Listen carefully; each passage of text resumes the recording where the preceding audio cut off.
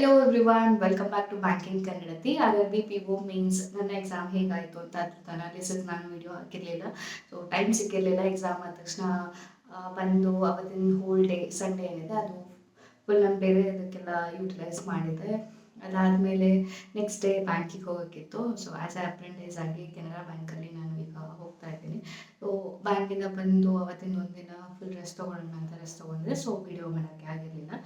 RRB PO mains ನನ್ನ exam analysis ಹಾಕೋಕ್ಕಿಂತ ಮುಂಚೆ ನಿಮಗೆಲ್ಲ ಹೇಗಾಯಿತು ಅಂತ ಕಮೆಂಟಲ್ಲಿ ತಿಳಿಸಿ. ನೆಕ್ಸ್ಟು RRB PO ಮೇನ್ಸ್ ಈ ಎಕ್ಸಾಮಲ್ಲಿ ನಾನು ಇಷ್ಟು ದಿನ ಮೇನ್ಸ್ ಎಕ್ಸಾಮಲ್ಲಿ ಯಾವ ಥರ ಪ್ಯಾನಿಕ್ ಆಗ್ತಿದೆ ಅಥವಾ ಏನೋ ಬರೆಯೋಕ್ಕಾಗ್ತಿಲ್ಲ ಅಂತ ಹೇಳ್ತಿದ್ನೋ ಅದು ಯಾವುದೂ ಆಗಿಲ್ಲ. ಓವರಾಲ್ ಅಂತ ಬಂದರೆ ಓಕೆ, ಅಂದರೆ ಲೈಕ್ ಪ್ಯಾನಿಕ್ ಅಂತೂ ಆಗಿಲ್ಲ ಈ ಸತಿ ಎಕ್ಸಾಮಲ್ಲಿ. ಫಸ್ಟು ರೀಸನಿಂಗ್ ಲಾಸ್ಟ್ ಹೇಳ್ತೀನಿ ನಾನು ಹೇಗೆ ಅಟೆಂಡ್ ಮಾಡಿದೆ ಅಂತ.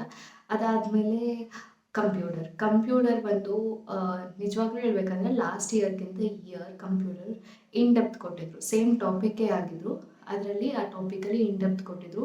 ಡೈರೆಕ್ಟಾಗಿ ಏನೂ ಕ್ವಶನ್ಸ್ ಕೊಟ್ಟಿರಲಿಲ್ಲ, ಅಷ್ಟೊಂದು ಕ್ವಶನ್ಸ್ ಕೇಳಿರಲಿಲ್ಲ. ಸ್ವಲ್ಪ ಡಿಫಿಕಲ್ಟ್ ಇತ್ತು ಕಂಪೇರ್ ಟು ಲಾಸ್ಟ್ ಇಯರ್. ಸ್ವಲ್ಪನೇ ಅಲ್ಲ, ನನಗಂತೂ ಸ್ವಲ್ಪ ಜಾಸ್ತಿನೇ ಡಿಫಿಕಲ್ಟ್ ಇತ್ತು ಅಂತ ಅನ್ನಿಸ್ತು.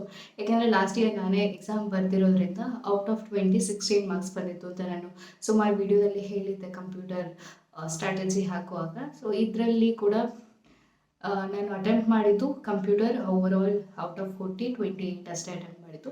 ಲಾಸ್ಟ್ ಇಯರ್ 36 37 ಆರ್ 38 ಅಟೆಂಪ್ಟ್ ಮಾಡಿದ್ರೆ ಅಷ್ಟು ಈಸಿ ಇತ್ತು. ಬಟ್ ಈ ಸತಿ ಕಂಪ್ಯೂಟರ್ ಅವೇರ್ನೆಸ್ ಅಂತೂ ಈಸಿ ಇರಲಿಲ್ಲ.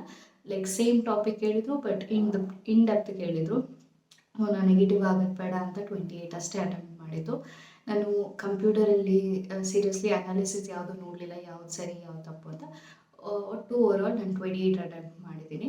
ನೆಕ್ಸ್ಟ್ ಬಂದರೆ ಇಂಗ್ಲೀಷಲ್ಲಿ ಆ್ಯಕ್ಚುಲಿ ಈಸಿ ಅಂತ ಅನ್ನಿಸ್ತು compare to SBI clerk means IBPS clerk means exam ಇದ್ದರೆ. ಸೊ ಅದಕ್ಕೆ ಕಂಪೇರ್ ಮಾಡಿದ್ರೆ ಇಂಗ್ಲೀಷ್ ಈಸಿ ಇತ್ತು. ಇಂಗ್ಲೀಷಲ್ಲಿ ನಾನು ಜಾಸ್ತಿ ಯಾವತ್ತೂ ಅಟೆಂಪ್ಟ್ ಮಾಡೋಕ್ಕೆ ಹೋಗಲ್ಲ, ಜಸ್ಟ್ 28 ಅಷ್ಟೇ ಅಟೆಂಪ್ಟ್ ಮಾಡಿರೋದು ಇಂಗ್ಲೀಷಲ್ಲಿ. ನಂದು ಇಂಗ್ಲೀಷ್ ಅಟೆಂಪ್ಟ್ ಬಂದು 28. ಅದಾದಮೇಲೆ ಕರೆಂಟ್ ಅಫೇರ್ಸ್ ಬಂದು ನನಗೆ ಎಲ್ಲ ಎಕ್ಸಾಮಲ್ಲಿ ನಾನು ಚೆನ್ನಾಗಿ ಓದೋಗ್ತಿದ್ದೆ, ಬಟ್ ಕರೆಂಟ್ ಅಫೇರ್ಸ್ ಅಷ್ಟು ಅಟೆಂಪ್ಟ್ ಮಾಡೋಕ್ಕಾಗ್ತಿರ್ಲಿಲ್ಲ. ಬಟ್ ಈ ಸತಿ ಕರೆಂಟ್ ಅಫೇರ್ಸ್ ಓಕೆ ಚೆನ್ನಾಗಿ ಅಟೆಂಪ್ಟ್ ಮಾಡಿದ್ದೀನಿ. 21 ಜಾಸ್ತಿ ಸ್ಟಾರ್ಟಿಗೆ ಕೊಟ್ಟಿದ್ರು, ಲೈಕ್ ಅಗ್ರಿಕಲ್ಚರ್ ಮಿನಿಸ್ಟ್ರಿ ಯಾರು ಆ್ಯಂಡ್ ನಾಗಾಲ್ಯಾಂಡ್ ಕ್ಯಾಪಿಟಲ್ ಯಾವುದು, ಅಂದರೆ ಏನು ಓದಿದವರು ಕೂಡ ಸೆಕ್ಷನಲ್ ಕಟ್ ಆಫ್ ಕ್ಲಿಯರ್ ಮಾಡುವಷ್ಟು ಅಂದರೆ ಜನರಲ್ ಕ್ವಶನ್ಸ್ ಕೊಟ್ಟಿದ್ರು ಕರೆಂಟ್ ಅಫೇರ್ಸು ತುಂಬ. ಇದೇ ರೀತಿ ಆದಿವಾಣಿ, ಈವನ್ ನಾನು ಆದಿವಾಣಿದ ಕ್ವಶನ್ಸ್ ಕೂಡ ಯಾವುದೋ ಒಂದು ಪೋಲಲ್ಲೋ ಆ ಥರದ್ದೇನೋ ಒಂದು ಹಾಕಿದೆ, ಅದು ಕೊಟ್ಟಿದ್ರು. ಅದಾದಮೇಲೆ ತುಂಬ ಜನರಲ್ ಕ್ವಶನ್ ಕೊಟ್ಟಿದ್ರು, ನಂಗೆ ಕರೆಕ್ಟಾಗಿ ನೆನಪಿಲ್ಲ ಈಗ. ಸೊ ಕರೆಂಟ್ ಅಫೇರ್ಸ್ ಬಂದು ನಾನು 21 ಅಟೆಂಪ್ಟ್ ಮಾಡಿದ್ದೀನಿ. ಅದಾದಮೇಲೆ ಕ್ವಾಂಟಲ್ಲಿ ಏನಾಯಿತು ಅಂತಂದರೆ ಸಿಂಪ್ಲಿಫಿಕೇಷನ್ ಯಾವುದು ಕೊಟ್ಟಿರಲಿಲ್ಲ. First missing number actually easy ಇತ್ತು. 6 ಸಮಥಿಂಗ್ ಕೊಟ್ಟ ಹಾಗೆ ಇತ್ತು. ಅದರಲ್ಲಿ 1 ಮಿಸ್ಸಿಂಗ್ ನಂಬರ್ ನನಗೆ ಆನ್ಸರ್ ಬಂದಿಲ್ಲ. ಸಮಥಿಂಗ್ ಲಾಸ್ಟಿಗೆ 2002 ಆ ಥರ ಏನೋ ಇತ್ತು. ಸೊ ಅದ್ರದ್ದು ಆನ್ಸರ್ ಬಂದಿಲ್ಲ ನನಗೆ, ಅದೊಂದು ಸ್ಕಿಪ್ ಮಾಡಿದೆ. ಸೊ ನಂಬರ್ ಸೀರೀಸ್ ಬಂದು 5 ಅಟೆಂಪ್ಟ್ ಮಾಡಿದ್ದೀನಿ. ಅದಾದಮೇಲೆ DI ನನಗೆ ಸಾಲ್ವ್ ಆಯಿತು. ಯಾವುದು DI ಅಂದರೆ ವೆಜ್ ಆರ್ ನಾನ್ ವೆಜ್ ಅದಲ್ಲ DI, ಇನ್ನೊಂದು ಯಾವ್ದು ಕೊಟ್ಟಿದ್ರು, ಪೈ ಚಾರ್ಟಲ್ಲಿ ಕೊಟ್ಟಿದ್ರಲ್ವ. ಸೊ ಆ DI ನನಗೆ ಫ್ರಿಕ್ಷನ್ ಮತ್ತು ನಾನ್ ಫ್ರಿಕ್ಷನ್ ಆ DI ಸಾಲ್ವ್ ಮಾಡಿದೆ. ಅದರಲ್ಲಿ ಯಾವುದೋ ಒಂದು ಕ್ವಶನಿಗೆ ಆನ್ಸರ್ ಮಾಡಲಿಲ್ಲ, ಅದೆಲ್ಲ ಬಿಟ್ಟು ಬೇರೆ ಅದೆಲ್ಲ ಕ್ವಶನಿಗೂ ಆನ್ಸರ್ ಮಾಡಿದೆ. ಅದೊಂದು DI ಸಾಲ್ವ್ ಆಯಿತು. ಇನ್ನೊಂದು ವೆಜ್ ಆರ್ ನಾನ್ ವೆಜ್ ಅನ್ನೋ DIಗೆ ಬಂದೆ. ಸೊ ಅದು ಈಸಿ ಇದೆ ಅಂತ ಅನ್ನಿಸ್ತು ಫಸ್ಟಿಗೆ ನೋಡಿದಾಗ. ಬಟ್ ಅದರಲ್ಲೆಲ್ಲೋ ನಾನು ಡಿಫ್ರೆನ್ಸ್ ಫೈಂಡ್ ಔಟ್ ಮಾಡೋದ್ರಲ್ಲಿ ಹೇಗೆ ಫೈಂಡ್ ಔಟ್ ಮಾಡಬೇಕು ಅನ್ನೋದೇ ನನಗೆ ಅರ್ಥ ಆಗಲಿಲ್ಲ. ಬಟ್ ಆ ಥರದ್ದು DI ನಾನು ಮೊದಲು ಒಂದು ಸಾಲ್ವ್ ಮಾಡಿದ್ದೆ, ಬಟ್ ಆ ಎಕ್ಸಾಮ್ ಪ್ರೆಷರಲ್ಲೋ ಏನೋ ಗೊತ್ತಿಲ್ಲ, ನನಗೆ ಅದ್ರ ಲಾಜಿಕ್ ಅರ್ಥ ಆಗಲಿಲ್ಲ. ಸೊ ಅದರಲ್ಲಿ ಸ್ವಲ್ಪ ಟೈಮ್ ವೇಸ್ಟ್ ಮಾಡಿದೆ. ಅದಾದಮೇಲೆ ಒಂದು ಅರ್ಥಮೆಟಿಕ್ ಸಾಲ್ವ್ ಮಾಡೋಣ ಅಂತ ಹೋದೆ, ಅದು ಸಾಲ್ವ್ ಆಗಲಿಲ್ಲ. ಸೊ ಅಷ್ಟರೊಳಗೆ ಟೈಮ್ ಆಯಿತು. ನಂದು ಕ್ವಾಂಟ್ ಬಂದು ನಾನು 12.5 ಮಾರ್ಕ್ಸಿಗೆ ಅಟೆಂಪ್ಟ್ ಮಾಡಿದ್ದೀನಿ. ಅದಾದಮೇಲೆ ರೀಸನಿಂಗ್ ಎಲ್ಲ ಎಕ್ಸಾಮಲ್ಲೂ ಒಂಥರ ಎನಿಮೆ ಥರ ಆಗೋಗ್ಬಿಟ್ಟಿದೆ. ಸೊ ಈಗ ಫಾರ್ ಎಕ್ಸಾಂಪಲ್ ಈಗ ಮಾಕ್ ಟೆಸ್ಟ್ ಬರೀತೀವಿ ಅಂತ ಇಟ್ಕೊಳ್ಳಿ. ಮಾಕ್ ಟೆಸ್ಟಲ್ಲಿ ರೀಸನಿಂಗ್ ಹೈಯೆಸ್ಟ್ ಬಂದಿರುತ್ತೆ, 20 25 ಆರ್ 15+ ಅಂತೂ ಬಂದೇ ಇರುತ್ತೆ. ಬಟ್ ನಿಮ್ಗೆ ಈ ಸತಿ ಎಕ್ಸಾಮಲ್ಲಿ ಏನಾಯ್ತು ಅಂದರೆ ರೀಸನಿಂಗಲ್ಲಿ ಫಸ್ಟು ನಾನು ಪ್ಯಾನಿಕ್ ಆಗಬಾರ್ದು ಅಂತ ಫುಲ್ ಮೈಂಡ್ಸೆಟ್ ಮಾಡ್ಕೊಂಡು ಹೋಗಿದ್ದೆ. ಸೊ ದಟ್ ನಾನು ಯಾವುದಾದ್ರು ಕ್ವಶನನ್ನು ಅಟೆಂಪ್ಟ್ ಮಾಡಬೇಕು ಅಂತ ಕರೆಕ್ಟಾಗಿ ನಾನು ನೋಟ್ ಡೌನ್ ಮಾಡಿಕೊಂಡು ಅಟೆಂಪ್ಟ್ ಮಾಡ್ತಾ ಹೋದೆ. ಫಸ್ಟು ನೋಡಿದಾಗ ಮಿಸಲೇನಿಯಸ್ ಜಾಸ್ತಿ ಕೊಟ್ಟಿರಲಿಲ್ಲ, ಸಿಲೋಜಿಸಮ್ ಕೊಟ್ಟಿದ್ರು. ಸೊ ಸಿಲೋಜಿಸಮ್ 3 ಕ್ವೆಶ್ಚನ್ ಕೊಟ್ಟಿದ್ರು. 3 ಕ್ವೆಶ್ಚನಲ್ಲಿ ನಾನು 2 ಕ್ವೆಶ್ಚನ್ ಮಾಡಿದೆ. ಇನ್ನೊಂದು ಕ್ವೆಶ್ಚನಲ್ಲಿ ನಂಗೆ ಆನ್ಸರು 1 ಆ್ಯಂಡ್ ಇದು 1 ಆರ್ 2 ಆರ್ 3 ಅಂತ ಬರ್ತಾಯಿತ್ತು. ಬಟ್ ಅದು ಆಪ್ಷನಲ್ಲೇ ಇರಲಿಲ್ಲ. ಐ ಥಿಂಕ್ ನಾನು ಲೈಕ್ ಓನ್ಲಿ 1 ಫಾಲೋಸ್ ಅಂತ ಅಂದ್ಕೊಂಡೆ ಆನ್ಸರು. ಬಟ್ ನೆಗೆಟಿವ್ ಆಗೋದು ಬೇಡ, ನನಗೆ ಗೊತ್ತಿತ್ತು ರೀಸನಿಂಗಲ್ಲಿ ಏನಾದ್ರು ಒಂದು ಕೈ ಕೊಟ್ಟರೆ ಸೊ ಅಕ್ಯುರೇಸಿ ಬರಲ್ಲ, ಸೊ ಸುಮ್ಮನೆ ಹಾಕೋದು ಬೇಡ ಅಂತ ಜಸ್ಟ್ ಸಿಲೋಜಿಸಮಲ್ಲಿ 2 ಅಷ್ಟೇ ಆನ್ಸರ್ ಮಾಡಿದ್ದೀನಿ. ಸೊ ಅದೊಂದು ಡೌಟ್ ಇರೋ ಕ್ವಶನ್ಸ್ ಏನಿದೆ ಅದನ್ನು ಆನ್ಸರ್ ಮಾಡೋಕ್ಕೆ ಹೋಗಿಲ್ಲ. ಅದಾದಮೇಲೆ ಎಲ್ಲ ಮಿಸಲೇನಿಯಸ್ ಯಾವುದೂ ಇರಲಿಲ್ಲ. ಒಂದು ಡೇಟಾ ಸಫಿಷಿಯನ್ಸಿ ಇತ್ತು, ಅದು ನಾನು ಯಾವಾಗಲೂ ಸಾಲ್ವ್ ಮಾಡೋಕ್ಕೆ ಹೋಗಲ್ಲ, ಯಾಕೆಂತಂದರೆ ಅದು ಟೈಮ್ ಕನ್ಸ್ಯೂಮಿಂಗ್ ಅಂತ ಅನಿಸುತ್ತೆ. 1 ಮಾರ್ಕ್ಸಿಗೆ ಅಷ್ಟು ಟೈಮ್ ಇನ್ವೆಸ್ಟ್ ಮಾಡೋದು ನನಗೆ ಬೇಡ ಅಂತ ಅನಿಸಿತ್ತು. ಸೊ ಪಝಲ್ ಮಾಡೋಣ ಅಂತ ಪಝಲಿಗೆ ಹೋದೆ. ಪಝಲಲ್ಲಿ ನಂಗೆ ಈಸಿ ಪಝಲ್ ಅಂದರೆ ಡೆಸಿಗ್ನೇಷನ್ ಪಝಲ್. ಸೊ ಅದನ್ನು ಪಿಕ್ ಮಾಡಿದೆ ಆ್ಯಂಡ್ ಅದನ್ನು ಮಾಡಿದೆ. ಅದನ್ನು ನೀಟಾಗಿ ಎಲ್ಲೂ ಲೈಕ್ ಸ್ಟಕ್ ಆಗದೆ ಮಾಡಬಾರ್ದು ಅಂತ ಸ್ವಲ್ಪ ಸ್ಲೋ ಆಗಿ ಮಾಡಿದೆ ಅಂತ ಅನಿಸ್ತು. ಕರೆಕ್ಟಾಗಿ ಎಲ್ಲ ಏನು ಪಾಸಿಬಿಲಿಟಿನೂ ಕರೆಕ್ಟಾಗಿ ನೋಟ್ ಮಾಡಿಕೊಂಡು ಸಾಲ್ವ್ ಮಾಡಿದೆ ಆ್ಯಂಡ್ ಆ ರೀಸನಿಂಗ್ ಆ ಪಝಲ್ ಸಾಲ್ವ್ ಆಯಿತು.